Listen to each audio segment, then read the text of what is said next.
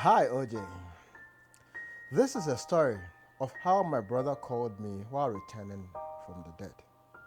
Till date, I can't unravel my mind around how it happened.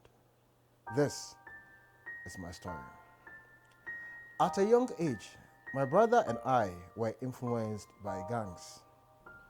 Growing up in an environment with cousins and friends that all had ties to the same gang, we joined at a very young age, selling drugs, stealing cars, and selling it to make profits and provide what our parents couldn't afford for us at that younger age. My brother was the eldest, and I was the second. We did everything together.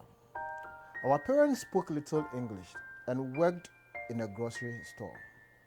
They worked so hard for a living. They were never home and made enough for only ends meet. As we grew older, OJ, the gang issue grew violently. Before I knew it, my brother and I were teenagers already, and he had a girlfriend. They dated ever since middle school, and I often got jealous because my brother and I had a very close bond. Since they dated, he started hanging out more with her and not with me, which annoyed me. I felt like I wasn't strong without him being by my side, and a lot of people respected him. He was quite well known, and I was just his brother.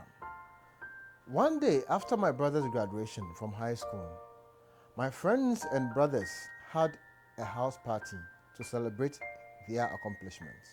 I too was there, but as the night fell, I remembered I had to take my mom to her doctor's appointment earlier the next day. So I told my brother I was going home to get some rest so I could wake up early the next day.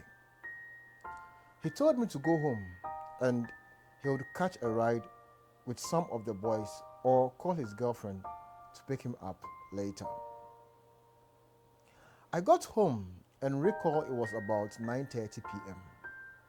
I took a shower and fell asleep in my bed.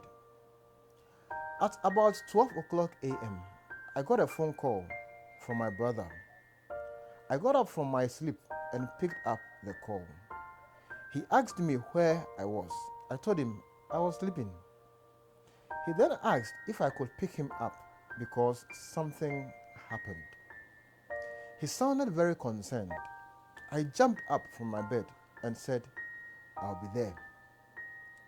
As I approached my friend's house, I could see a swarm of police cars and ambulances. I decided to drive around since the police blocked the streets and where my friend's house was located. While driving, I was calling my brother, but he wouldn't pick up my calls. So I slowly drove through the next street to see if he would call me back. In the dark, I spotted my brother from the light of my headlights. He was covered in blood, and I was horrified by what I was seeing. He came to the door, opened it, and said for us to go home. I asked him what happened and if he was okay. He said he was fine, and we just needed to go home. It is at this point that I would ask that you subscribe to the channel, share a comment or a post, because that is the only way you encourage me to bring you more stories and more confessions. Please subscribe. Let's go. OJ, as we got home, my parents woke up to the lights of the commotion of us walking into the house. My father was surprised by my brother being covered in blood and began lecturing my brother and me. My brother was nagging in the background, but my father was furious. My brother told the old man he was sorry and loved his parents. He went to his room and closed the door, went to sleep. My father turned to me and started his runs, but I too ignored him and went back to my room. At around 3 a.m., there was a knock on our door. I woke up frustrated from waking up so many times already and got to answer the door. In my surprise, the police officers were there. I asked them what they wanted. They told me they had come to speak to my parents and asked if they were home. OJ, I got my parents up and the police officers asked to come in. They then told my parents to sit down. The two officers finally sat down and told my parents they are sorry to report, but my older brother was dead. I told the officers, no way, my brother was sleeping in his room. After interpreting for my father, he also told them they had been mistaken. My mother and I curiously walked towards my brother's room to check if he was sleeping in there. As the door opened, my mother dropped down crying, realizing my brother was not in his bed. I was shocked and didn't understand myself. My father came crashing in and stood there silently. I rushed back to the officers and asked, when did he pass and how? The officers said that the medical examiner at the scene pronounced my brother dead at around 12 o'clock a.m. I told the officers it couldn't be because I had just brought my brother home not too long ago. The officers and I went over the whole story and it wasn't adding up. At my brother's funeral, I remember I was in so much pain. During the night of the party, a rival gang did a drive-by shooting, and I'm sure that resulted in my brother's death. My brother was a hit and run. He died due to the injuries a block away, where I swear I picked him up. When we recovered his belongings, I checked his phone call, and there was a call to me at 12 a.m.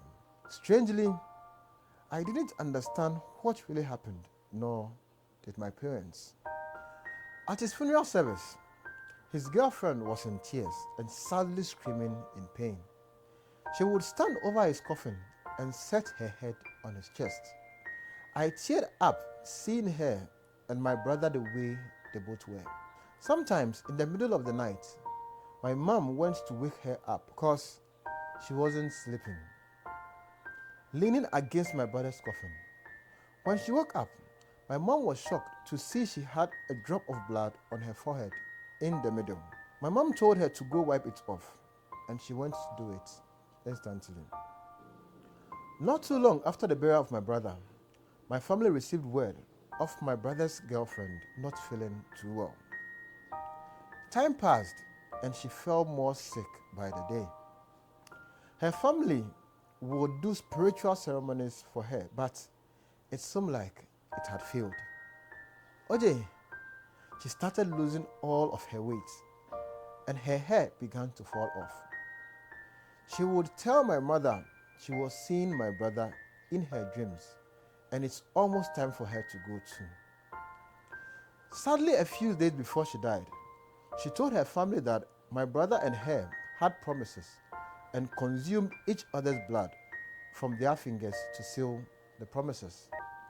Honestly, it saddens me till this day knowing my brother is no longer here or his girlfriend.